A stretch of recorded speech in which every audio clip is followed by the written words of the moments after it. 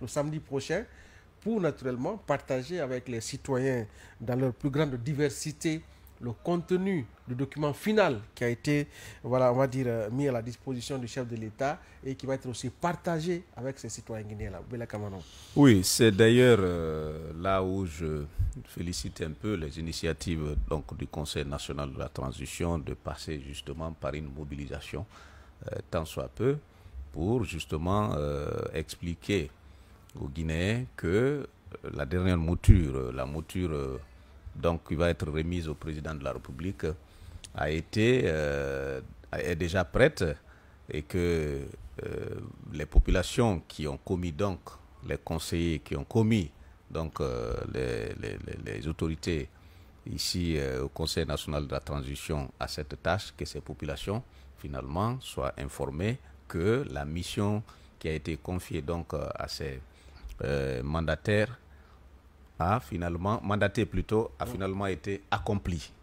Et c'est là où je vais un peu rebondir sur le dernier pan qui a été développé par mon cher Barry. Vous avez au sein du gouvernement, tout comme à la tête des institutions, des hommes et des femmes qui se distinguent par leur engagement aux côtés donc du général Mamadi Doumbouya.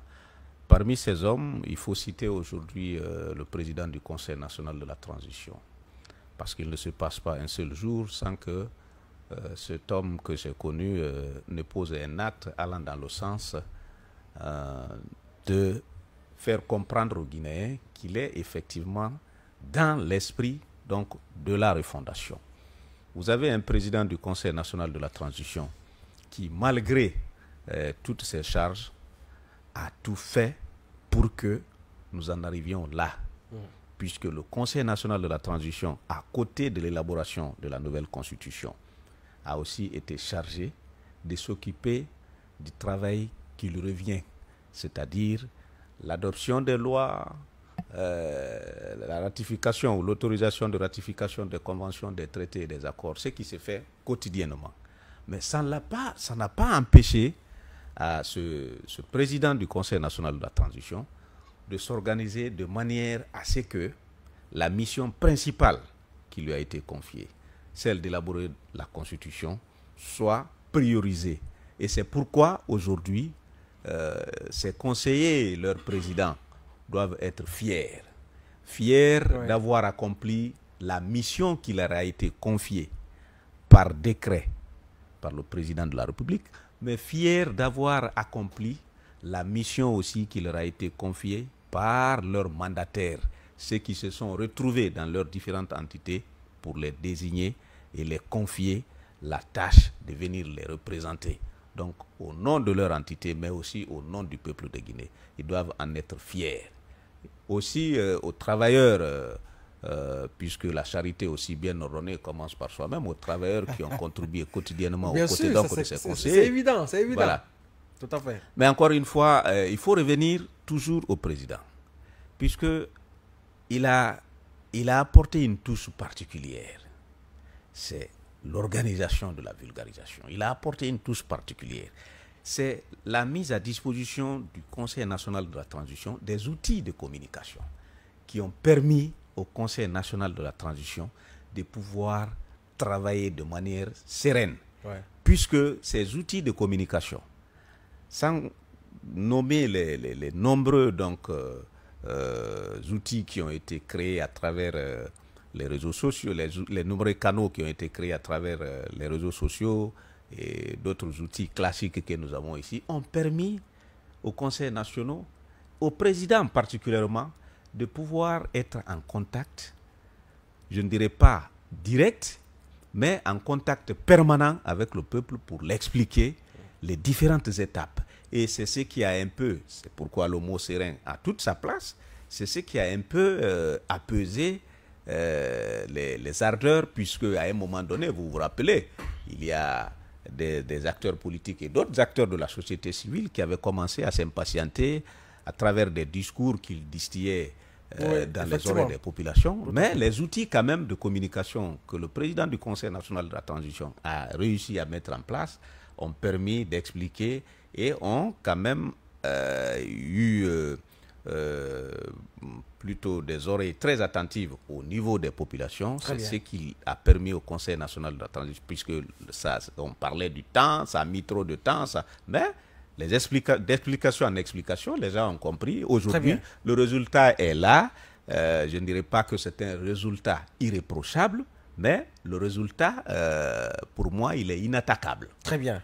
Oui, Mohamed Alors, Bari, parlant de cette cérémonie de présentation officielle du projet de nouvelle constitution au peuple de Guinée qui est prévue le 28 juin prochain, ce samedi-là, au niveau normalement de l'esplanade du Palais du Peuple. La célébration de la constitution. La célébration de la constitution. Tout à fait. Moi, je me dis que, vous savez que dans tout le débat qu'on a eu à faire, la vision du président, une constitution qui nous ressemble et qui nous rassemble, le dénominateur commun, c'est le peuple de Guinée.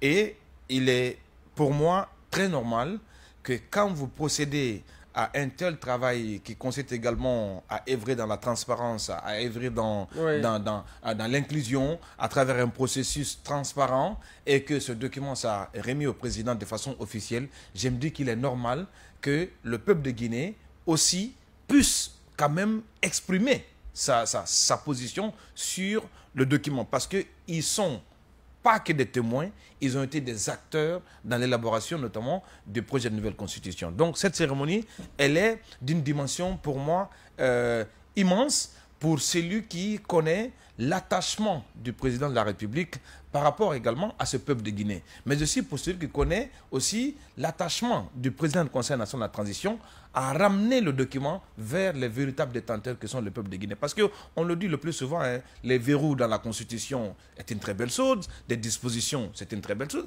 mais le problème, les meilleurs gardiens d'une Constitution, c'est le peuple de Guinée. Parce que, tantôt on le disait, cette constitution, cette nouvelle constitution, quand vous le regardez et que vous passez le document sur scanner, on a l'impression, c'est qu'on peut dire sans se tromper que c'est un document qui ramène le pouvoir vers le véritable détenteur que le peuple de Guinée, souverain, le peuple souverain de Guinée. Donc, quoi de mieux que quand même de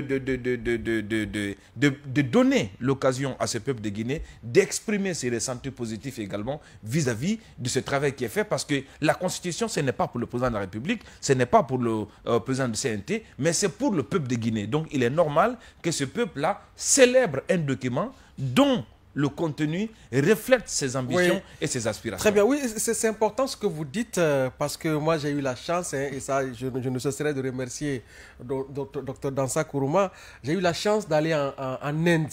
En Inde, ils ont deux fêtes nationales.